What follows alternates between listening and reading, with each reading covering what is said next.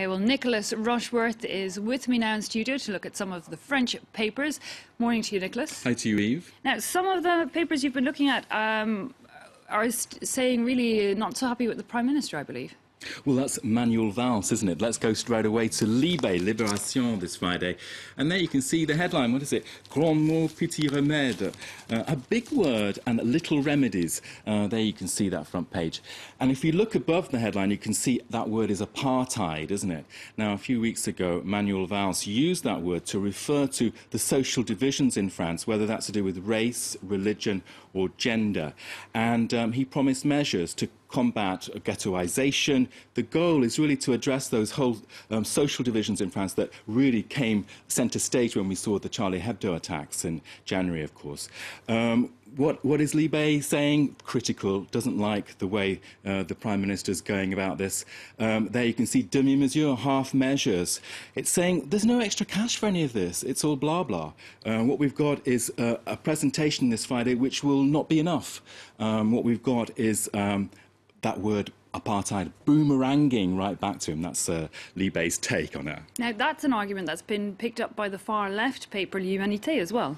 Well, let's go to the front page of L'Humanité, which, as you said, is the far-left communist paper here. And, of course, it is echoing very much that position in Libé, saying, well, the quality of life, really, in these tough neighbourhoods, all the problem areas around France are in the cities and towns, suburbs. Normally in the UK, Ireland, or the USA, the suburbs would be fairly chic, wouldn't they? But it's kind of the reverse here. Now, what we've got is L'Humanité saying, well, this is just going to fall short. There have been other measures in the past that have addressed these problems. They haven't worked either.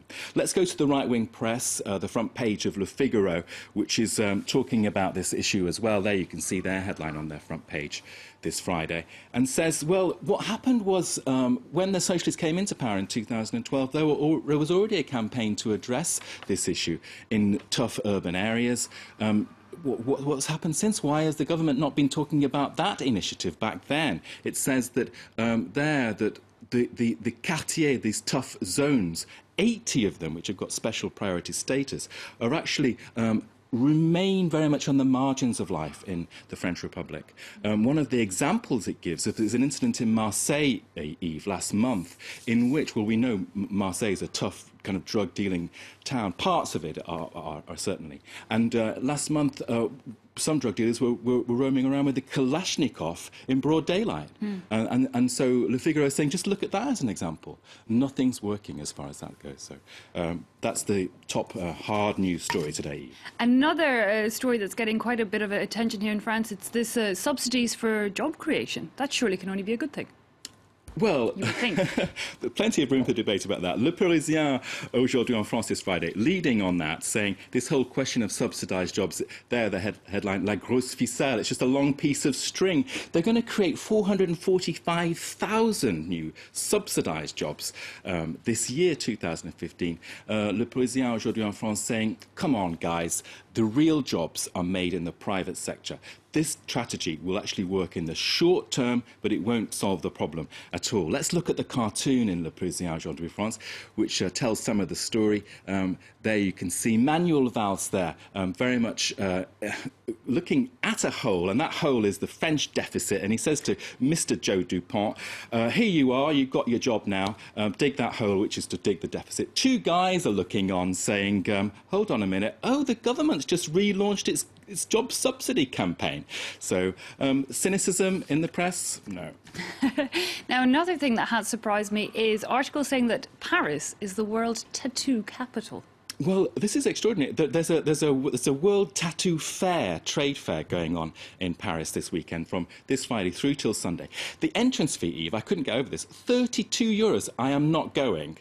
It's too expensive. There you can see the headline in Le Parisien, Paris, capitale du tatouage. Paris is a capital of tattooing. And if we take a closer look at the graphic that they made, we can actually see that there are things that are in and the things that are out. I don't know if you're into tattoos, but it says that the tribal style is out, the traditional Japanese style is in, lettering is in, and the Pamela Anderson barbed wire is out. So there you can see a closer look at that tattooed back. What a total mess! I don't know whether you should have them all at once, really, be in and out at the same time. So another amazing fact that in that piece was 250 euros an hour. It can cost up to for a top tattoo artist in Paris. I guess a lot of them are really artwork, you know, they're so intricate and detailed. However, it's quite worrying to think that they go in and out of fashion. You can't really take them off that easy. Where is yours? Well, I was just about to ask you, have you dared? I haven't actually, I'm a complete chicken. I can't make any big decisions we are like tattoo that. virgins. Nicholas Rushworth there with the French papers, thanks indeed for that. Well, more